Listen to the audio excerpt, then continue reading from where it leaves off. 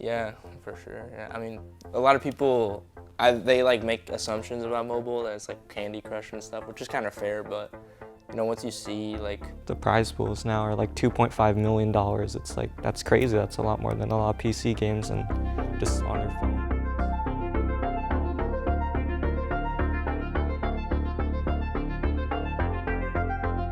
Hi, I'm Uneven, and I'm here with my teammates.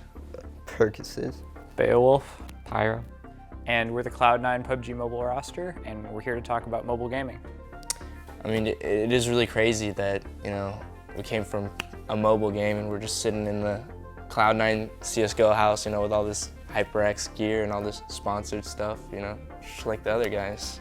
Mobile's really like taken off like from where it was and where it is now. It's really become like that third mobile or platform for gaming between PC and console, and then there's mobile now. Yeah, I mean, I just started playing for fun on my iPad, and I never had any idea that it would go anywhere like this, and I'm so glad it did. I mean, it's really a full-fledged, you know, game. Like, at the end of the day, it has a higher, like, quality than some of the PC games that I'm playing, and it's crazy. Yeah, it's really crazy how far everything's come. Who doesn't have a phone, right? You know, in order to play some of the big, you know, PC names, you do need like a PC, a monitor. Not just a PC, like a $3,000 PC exactly. to play like you know, smoothly. You need good setups. You need high quality audio, and the phone, like you need your phone, you need earbuds, and you can be on essentially an even playing field, depending on like, you know, there are some better phones, but. I never had a PC, so I had an iPad though, and that's how I got started in the mobile scene, and eventually ended up in PUBG. Yeah, I started playing, the first like iPad I got that got me into mobile gaming was given to me by my school for schoolwork. I did not use it for that at all. Oh yeah, man, I just started playing on an iPad 4. First mobile game, Vainglory, the next, yeah, pretty much it. Just went farther, and I got money, bought new stuff. Yeah, I think most of it comes from lack of access to PC. I had like a Wii, and then I mean, everybody I got an iPhone, and I just started playing video games, and it's just easier. Organizations, like the top ones, like a lot of them have, you know, same team houses as PC games. So a lot of Asia, it's really popular. You know, it's essentially, you know, the same thing. I don't even play, I just watch anime. Well, has it developed yet, really? Because like these games like League of Legends and CSGO have been around for years, so the players who were eventually like were at 16 when they started are now like 24, so just a young esports who's still growing like at a massive rate. So yeah, PUBG Mobile is like one of the biggest games in the world, player base and active user wise.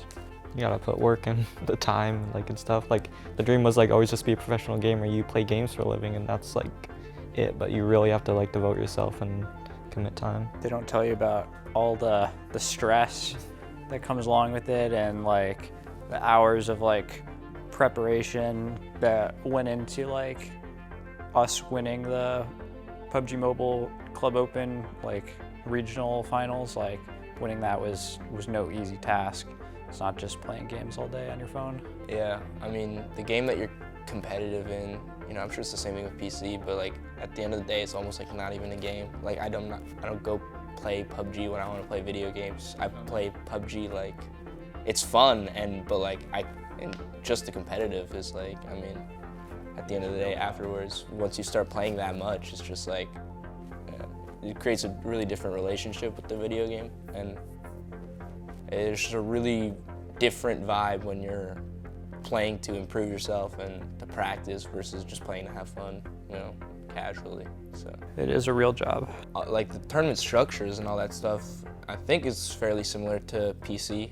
I mean, they have a league going now, but which is being implemented, but you know, it's the same point system, the same accumulation over like 10 or 16 games to move on to certain stages and stuff. And yeah, the tournaments are almost exactly the same as the PUBG PC esports scene.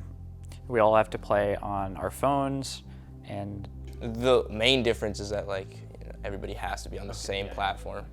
Yeah, but the training honestly isn't different. Like you got to put in the same amount of hours if you want to be a top team. You got to scrimmage the same ways, analyze the game the same way. I honestly think it might be like more complicated, like just because you're on a screen with like not as, it's just harder to control. So yeah. It's like a lot of The I do microplay. talk with some of the PC PUBG players, and they're like, I can't even fathom like aiming and moving around like you guys do. Like, it is like, you know, it's the same skill level on PC, but Yeah, watching them try to play is hilarious. yeah. Yeah, for 2019, there was 2 PUBG Mobile Club Opens, or PMCO, and there was one in the spring and one in the fall now, and every region has their own tournament, and the winners of that tournament go and play in the global finals in Malaysia. Well, other than the PMCO and like, which is, you know, kind of like our worlds, we also do have ESL, which happens 3 times a year, We I got think. both those star challenges as well. So Yeah, and yeah, the ESL is just like a North American thing. It's kind of like our own little league that ends in a LAN, usually at the DreamHacks. what's the prize pool for that? Like 250,000 I over the think they year or give something? 250,000 per year, and it's like at the end of the day, for each LAN, it's like a $53,000 like pool for each of the LANs. And then we do have those star challenges that follow the Club Open. That has like a very large prize pool as well. I think this year's is last one- $300,000. I think that's the next one. The one after the previous split, I think it was like 600,000, wasn't it? It was something big. Maybe, yeah, I don't know.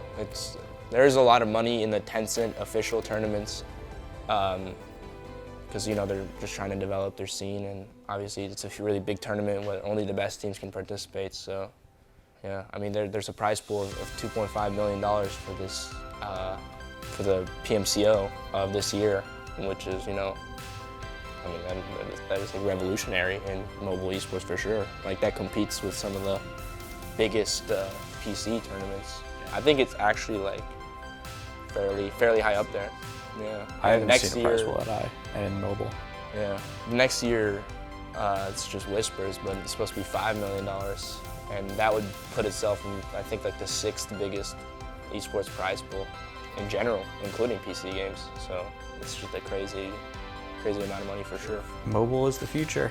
I mean, having 100 players playing simultaneously, you know, on a huge map. I mean, essentially there aren't that many differences with even like, you know, with the PC version, other than like the mechanics and stuff. And the graphics, obviously, it's got to be more optimized, but there's a full-fledged PC game, for sure. Yeah, between PC gaming, console gaming, and mobile gaming, what is the hardest? I think they're own hard on their The own It's hard rights. to say, yeah. The highest I skill mean, cap is probably like PC. You can be the best, and it's also the hardest to like get used to. I think console's pretty easy to get into, and but then harder to play well. Like one pro can't go pro on something and then go pro on PC. Like that's really not physically possible. So Yeah, let's be real though. Mobile's better than console, at least. You think? I don't know. I mean, Definitely. Hey guys, if you like this video, like, comment, and subscribe. Bye. Bye.